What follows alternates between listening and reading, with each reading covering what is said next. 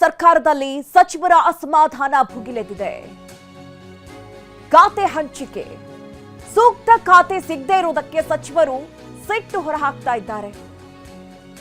ಬೆಂಗಳೂರು ಅಭಿವೃದ್ಧಿ ಖಾತೆ ನೀಡದ್ದಕ್ಕೆ ರಾಮಲಿಂಗಾರೆಡ್ಡಿ ರಾಜೀನಾಮೆಯನ್ನ ಸಲ್ಲಿಸಿದ್ದಾರೆ.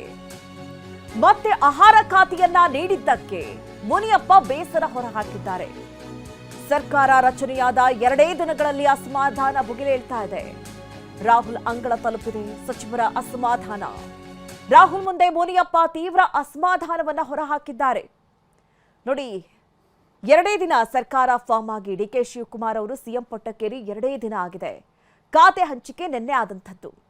ಖಾತೆ ಹಂಚಿಕೆ ಬೆನ್ನಲ್ಲೇ ಈಗ ಕೆಲ ಸಚಿವರು ಅಸಮಾಧಾನವನ್ನ ಹೊರಹಾಕ್ತಾ ಇದ್ದಾರೆ. ಅದರಲ್ಲೂ ರಾಮಲಿಂಗಾರೆಡ್ಡಿ ಅವರು ಹಿರಿಯ ನಾಯಕರು 7 ಬಾರಿ ಗೆದ್ದಿದ್ದಾರೆ.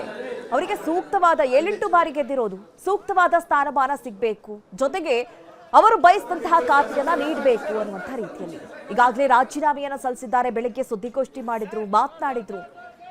ನನಗೆ ಕೆಲಸ ಮಾಡೋದಕ್ಕೆ ಸಾಧ್ಯವಾಗುವುದಿಲ್ಲ, ನನಗೆ ಬೇಕಾದಂತಹ ಖಾತೆ ಅಂದ್ರೆ ಈಗ ಈ ಹಿಂದೆ ಡಿಕೆ ಶಿವಕುಮಾರ್ ಅವರೇ ಸ್ವತಃ ಹೇಳಿದಂತೆ ನಗರಾಭಿವೃದ್ಧಿ ಖಾತೆಯನ್ನ ಕೊಡ್ತೀನಿ ಅಂದಿದ್ರು.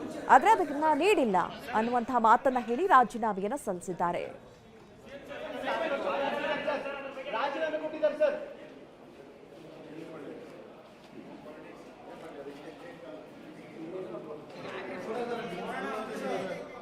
ನಮಸ್ಕಾರ.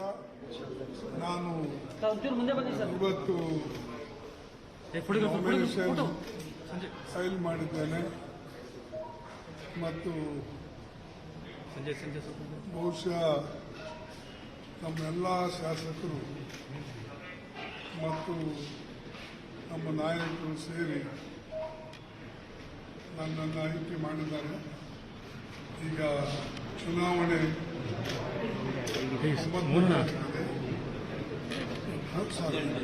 18ನೇ ತಾರೀಕು ಚುನಾವಣೆ ಇದೆ. ಬಹುಶಃ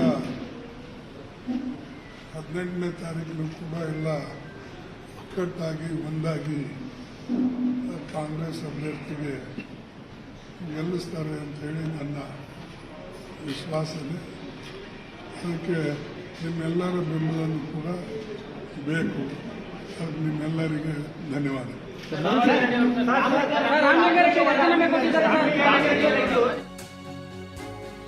ರಾಮಲಿಂಗಾರೆಡ್ಡಿ ರಾಜೀನಾಮೆ ವಿಚಾರ ಪ್ರತಿಕ್ರಿಯೆ ನೀಡದ ಮಲ್ಲಿಕಾರ್ಜುನ್ ಖರ್ಗೆ.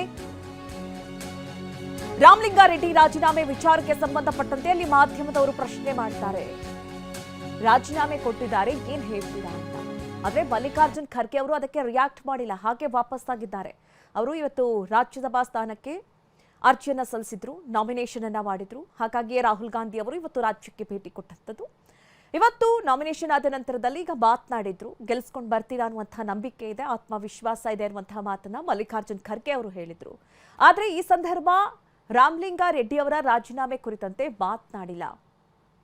ಹೀಗಾಗಿ ಮುಂದಿನ ಪ್ರಕ್ರಿಯೆ ಹೇಗಿರುತ್ತೆ ಅಥವಾ ಮುಂದೆ ಏನೇನೆಲ್ಲ ಮಾಡಬಹುದು, ಯಾಕೆಂದ್ರೆ ಈಗಾಗಲೇ ರಾಮಲಿಂಗಾರೆಡ್ಡಿ ಅವರು ರಾಜೀನಾಮೆಯನ್ನ ಸಲ್ಲಿಸಿ ತಮಿಳುನಾಡಿಗೆ ಹೋಗ್ತಾ ಇದ್ದಾರೆ ಅನ್ನೋದು ಗೊತ್ತಾಗ್ತಾ ಇದೆ. ಅಂದ್ರೆ ಅವರನ್ನ ಮನವೊಲಿಸುವಂತಹ ಪ್ರಯತ್ನಗಳಾಗತ್ತೆ ಅನ್ನೋದು ರಾಮಲಿಂಗಾರೆಡ್ಡಿ ಅವರಿಗೂ ಕೂಡ ಗೊತ್ತು.